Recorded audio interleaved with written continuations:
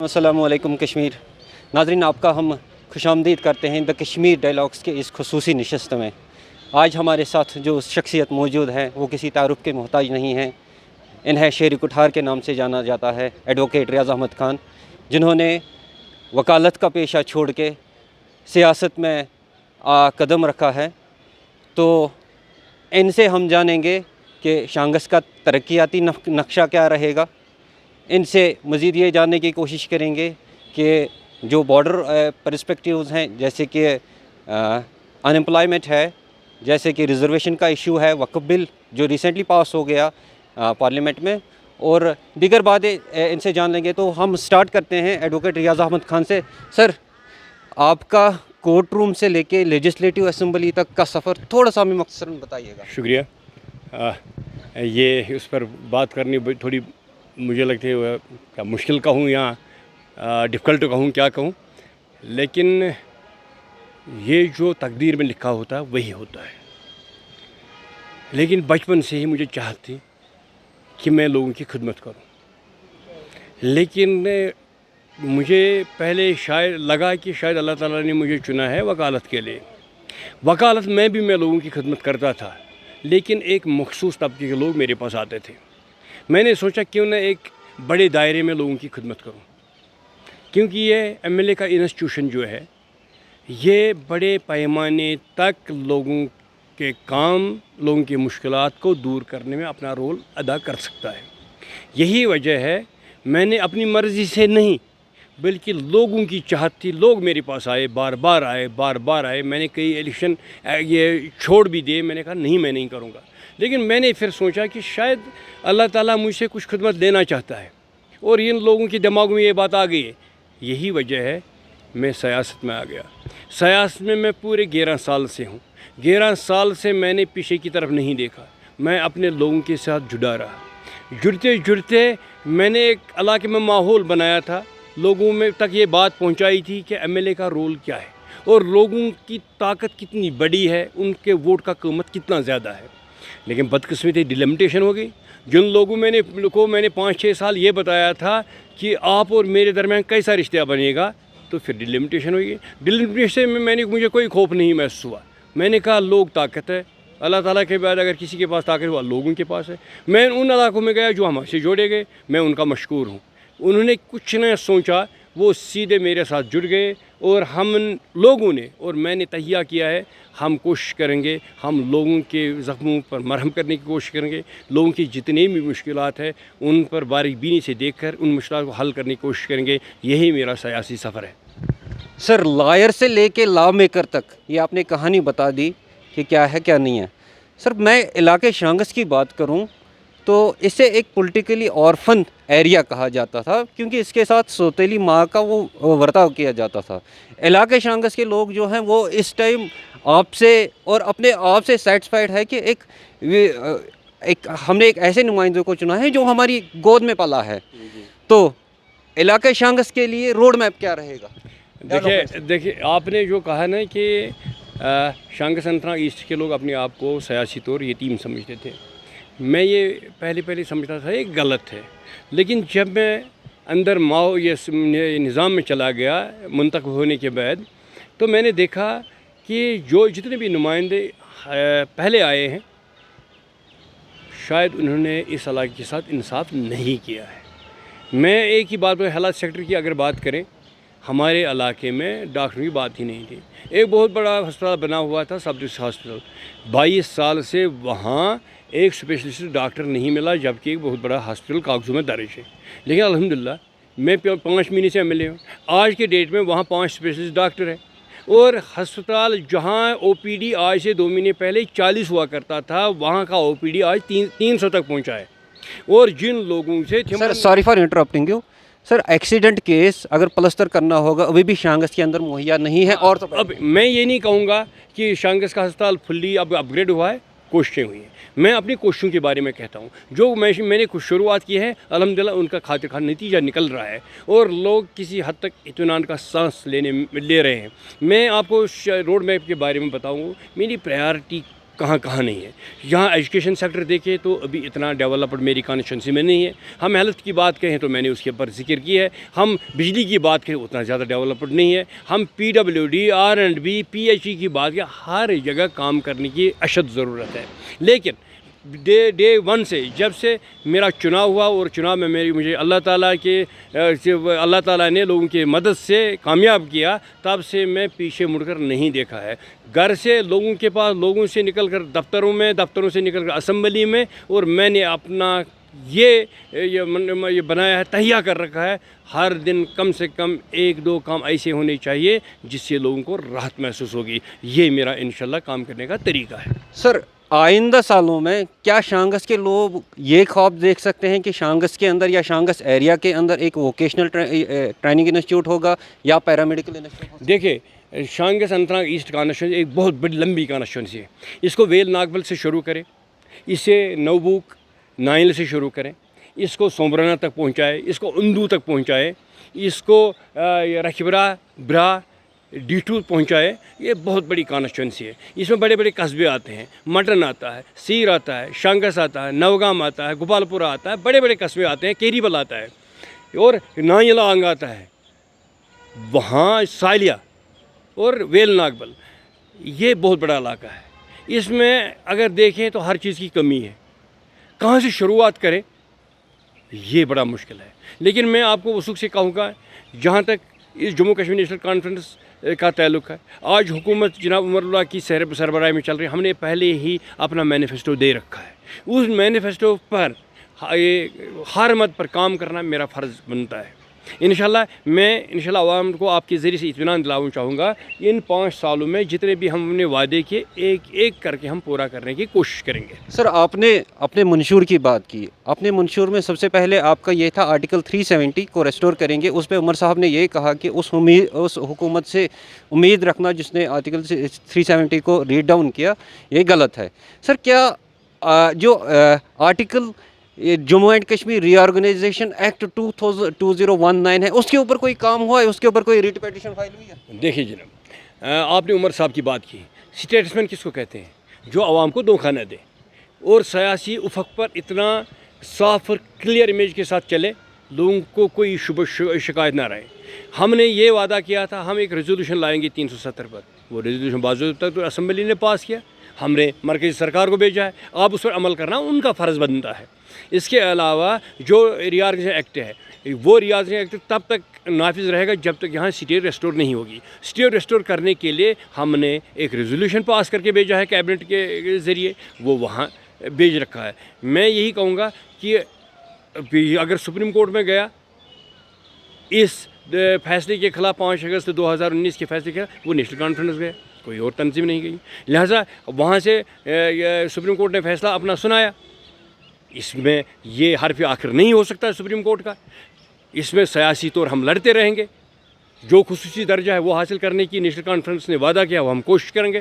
State کو restore کرنے کے لیے ہم کوشش کریں گے, کیونکہ سپریم کورٹ کی جج میں آیا ہے ایز ارلی ایز پاسبل اس کو ریسٹور کرنا ہے اسٹیٹ کو. اور وہاں مرکزی سرکار کا موقف بھی سامنے آیا ہے. اتنا ہی نہیں, یہاں ہندوستان حکومت کے معتبر یہ ہوم منسٹر, اس نے فلور آف دی ہاؤس کہا ہے کہ ہم اسٹیٹ کو ریسٹور کریں گے. اتنا ہی نہیں, یہاں کے وزیر اعظم صاحب نے بھی ریسٹور کرنے کا وعدہ کیا ہے. نیشنل کانفرنس ہدف کو حاصل کرنے میں اپنا کردار ادا کر رہی ہے اور ہم بھی اس کے ساتھ میں ہیں. سر شانگس کے آپ نے R&B کی بات کی, شانگس کے کنیکٹنگ روڈ کی بات کریں گے جو یہی سے باہر سے سٹارٹ ہوتا ہے, 22 کلومیٹر لمبا ہے. روڈ تو ٹھیک ہے, گاڑیاں چل رہی ہے, لیکن جو فٹ پاتھس ہے وہ بالکل غائب ہے. دیکھیے جس کو آپ روڈ کہتے ہیں, میں اس کو روڈ نہیں کہتا ہوں. یہ ایک عام لین. اگر ہم دیکھیں گے پورے اننت ناگ ڈسٹرکٹ میں اس وقت صرف ایک ہی علاقہ ہے جہاں روڈ کنیکٹیوٹی سنگل لین ہے, وہ ہے اچھبل سے لے کے چھتابل تک. میں نے یہ مسئلہ اسمبلی میں بھی اٹھایا, آپ نے سنا ہوگا. میں نے یہ سوال بھی رکھا تھا سرکار کے سامنے, وہ سامنے. اس وقت سرکار اس پر باریک بینی سے سوچ رہی ہیں. 2-4 پروجیکٹس میں یہ انڈرٹیکن کیے ہوئے ہیں یس سرکار نے. اس میں روڈ وائڈنگ کی بات ہم کر رہے ہیں, اس میں CRF میں بھی ہم کام کر رہے ہیں, NHIDCL میں کام کر رہے ہیں, NH1A میں بھی کام کر رہے ہیں. دیکھتے ہیں جہاں ہمیں انشاءاللہ کامیابی ملے گی, لوگوں کے پاس آئیں گے اور اس راستے کو بنا کے ہی دم لیں گے. سر اب بات ذرا تھوڑی براڈر پرسپیکٹیوز کی جائے. سر کل ہی ایک نیوز آئی کپوارہ سے کہ 12 سال کا یہ 12ویں کلاس کے ایک لڑکے نے جس نے جے ای کا ایگزام دیا تھا اس میں وہ 2% سے رہ گیا اور اس نے اپنے آپ کو ختم کر دیا. Sir it was only because of the reservation. Sir how is the reservation manage eating of this society? I will tell you frankly, we are not against the reservation issue, but we want this reservation should be on the pro rata basis. جس طبقے کی جتنی population اس حساب کی ان کو reservation دیا جائے. یہاں مان کے ہم چلتے ہیں یہاں ریزرویشن کیٹیگری سب کو ملا کے 30% سے 35% زیادہ جاتا ہے. جنرل کیٹیگری میں 65 to 70% لوگ آتے ہیں. How we will snatch their right on the name of the reservation. جو ریزرویشن جن کو ملنی ہے جن کو ملی ہوئی ہے ہم ان کے خلاف کسی بھی صورت میں نہیں ہیں. جموں کشمیر نیشنل کانفرنس یہ وہ تنظیم ہے جس نے ایس ٹی کو ریزرویشن دینے میں اپنا کردار ادا کیا ہے, جس نے ہر اس طبقے کو ریزرویشن دینے کا کردار ادا جن کی آج ریزرویشن ہے. لیکن اس کا مطلب یہ نہیں ہے جنرل کیٹیگری کو ہم ختم ہی کر ڈالیں. یہ بچے بیچارے جن کو جو اتنے بڑے عہدوں پر پہنچنا چاہتے ہیں لیکن ریزرویشن کی مار سے وہ پیچھے رہ جاتے ہیں. اور ریزرویشن کا اتنا اس کا برا امپیکٹ ہے. پہلے جو ریزرویشن سے کیٹیگری سے تعلق رکھنے والا بچہ ہوتا ہے وہ پہلے جنرل کیٹیگری سے کوٹا لیتا ہے, وہاں سے اگر کچھ بچتا ہے تو پھر ریزرویشن. اس کا مطلب یہ صرف 40% تک ہی آپ جنرل کیٹیگری رہ گئی ہے. جنرل کیٹیگری 40% بھی نہیں ہے, یہ کبھی 0 بھی بنتی ہے کبھی 5 سے 10% بنتی ہے. لہٰذا جو جموں کشمیر نیشنل کانفرنس نے بر وقت اس کا یہ تہیہ کیا ہوا ہے اور ایک کیبنٹ کمیٹی سب کمیٹی تشکیل دی ہے جس کی سربراہی میڈم سکینہ ایتو صاحبہ آنریبل منسٹر کر رہی ہے. ہمیں امید ہے 6 مہینے میں اس پر کوئی بات سامنے آئے گی اور آنریبل کورٹ میں بھی پینڈنگ ہے. آنریبل کورٹ میں بھی ہم توقع کرتے ہیں ریزن کے ایشو پر ایک مناسب فیصلہ آئے اور جنرل کیٹیگری کو تحفظ دیا جائے, جنرل کیٹیگری کے ساتھ انصاف کیا جائے. سر جب تک کیبنٹ کوئی رپورٹ ایشو کرتی ہے سر اس ریزرویشن کے اندر ایک بہت بڑا جو ایک پارٹ ہے وہ بیکورڈ ایریاز کا ہے. سر آپ کوکرناگ کانسٹیچوئنسی دیکھیں گے یا کوکرناگ ایریا کو دیکھیں گے, whole of the Kokernag area is backward area. Sir کیا آپ کو لگتا ہے کہ جتنے بھی بیکورڈ ہیں ان کو ڈینوٹیفائی کرنا چاہیے؟ دیکھیے سرکار نے جو کمیٹی بناتی ہے وہ کمیٹی اس ہر کسی چیز کو ایسس کرے گی. بیکورڈ ایریاز کا کیا امپیکٹ ہے, یہ جو کیٹیگریز کا حق رکھتے ہیں ان کو کتنا ملنا چاہے اس پر بھی یہ سارا ڈپینڈ ہے اس وقت کیبنٹ سب کمیٹی پر. کیبنٹ سب کمیٹی کا رپورٹ آنے کے بعد انشاءاللہ پھر بات کریں گے, پھر آپ بتائیں گے گورنمنٹ کا موقف کیا رہے گا. سر میرا سوال تھا بیکورڈ ایریاز کے اوپر, کیا ان کو ڈینوٹیفائی کرنا چاہیے؟ میں کہتا ہوں اگر سفارش اس میں ہوگی کیبنٹ سب کمیٹی کی تو ڈینوٹیفائی ہو گیا. اب دیکھنا ہے وہ کیا سفارش کریں گے. سر آغا روح اللہ صاحب نے ریزرویشن پروٹیسٹس میں حصہ لیا تھا اور میڈم سکینہ ایتو جی نے یہ کہا تھا کہ یہ ایک پبلسٹی اسٹنٹ ہے. سر اس کے اوپر میں یہ نہیں کہوں گا اسٹنٹ ہے. یہ میڈم سکینہ جی ایک اعلیٰ پائے قد کی سیاسی لیڈر ہے اور روح اللہ صاحب بھی اعلیٰ قد کا سیاسی لیڈر ہے. اب چلو اس نے اپنے من کے حساب سے وہ پارٹی کا اسٹینڈ وہ پروٹیسٹ نہیں تھا. جو ہم حکومت میں حکومت کے پاس لوگ آئیں گے, دروازہ کسی کے لیے بند نہیں ہے. ان نے کیوں کیا کیا کیا یہ بہتر رہے گا اسی سے روح اللہ صاحب سے ہی سوال کیا جائے. باقی میڈم جی نے جو کہا, میڈم سکینہ جی وہ اعلیٰ قد کی سیاسی قائد ہے, اس نے بھی کیا جان کر کیا وہ یہ سوال ان سے آپ کر سکتے ہیں. سر ہمیں یہ بتائیے گا کہ آپ کے منشور میں جو تھا وہ پہلا تھا کہ ہم 1 لاکھ جابز پرووائڈ کریں گے with in the 6 months of. Very correct. ہاں ہم کریں گے, ہم اس کوشش میں لگے ہیں. بیچ میں آپ نے خود ہی کہا ریزرویشن ایشو آ گیا. اگر اس وقت ہم جاب اسپیرنٹس کے لیے نکالیں تو یہ ان کے ساتھ انصاف کیسے ہوگا جب تک نہ یہ ریزرویشن کا ایشو سیٹل نہ ہو جائے اور ریاست کا درجہ پوری طور بحال نہ ہو جائے. انشاءاللہ ان چیزوں پر کام کیا جائے گا. Sir speaker of the house Abdul Rahim Rather صاحب نے وقف امینڈمنٹ بل کے اوپر ڈسکس نہیں کرنے دیا. سر وجوہات دیکھیے, جو اسپیکر صاحب ہوتا ہے وہ اس کا اعلیٰ اختیار ہوتا ہے رن کرنے میں اسمبلی. ہم اس کے اختیار کو چیلنج نہیں کر سکتے ہیں. ان نے کن وجوہات کی بنا پر یہ बहस न करने दी, उन्होंने फैसला सुनाया, हम उस फैसले का एहतराम हमें करना। लेकिन उसके बावजूद ये सिर्फ नेशनल कॉन्फ्रेंस है, हुकूमत में हो के भी, ट्रेजरी बेंचेस में हो के भी हम मेंबरान असम्बली एक भी नीचे मिनिस्टर साहिबान ने प्रोटेस्ट करते रहे कि हम इस पर बहस करना चाहिए। अल्हम्दुलिल्लाह at the last hour speaker साहब ने अपने तकरीर में ये कहा, I have failed the sense of the house का ये मानना है कि ये एक्ट जो हुआ है, ये अमेंडमेंट एक्ट, ये लोगों के मंशा के मुताबिक नहीं है, एक पर्टिकुलर कम्युनिटी को हर्ट करने के लिए है, मुदाखलत दीन है। इस पर स्पीकर साहब अपने ये अल्फाज का इस्तेमाल किया है। इससे बढ़कर हम क्या हासिल कर सकते थे? उन्होंने कानून का हवाला दिया, लेकिन बाद में हमारे प्रोटेस्ट के बाद उन्होंने अपने तहफ़्फ़ुज़ात भी बयान किए। सर उसी दिन जिस दिन ये हाउस में कियोस मच गया था, उसी दिन वहीदुर रहमान परा जो पीडीपी के एमएलए हैं पुलवामा से, वो एक बिल लेके आए थे और उन्होंने एलजी को पेश किया था, जहां से उनको अप्रूवल मिला था कैजुअल लेबर्स और नीड बेस्ड लेबर्स को परमानेंट करने की। सर उस पर डिस्कस नहीं हुआ, कितना नुकसान हुआ? बात से कहना चाहूँगा, मीडिया के आप बड़े सीनियर मीडिया के साथी हैं, आप भी इल ब्रीफ्ड है।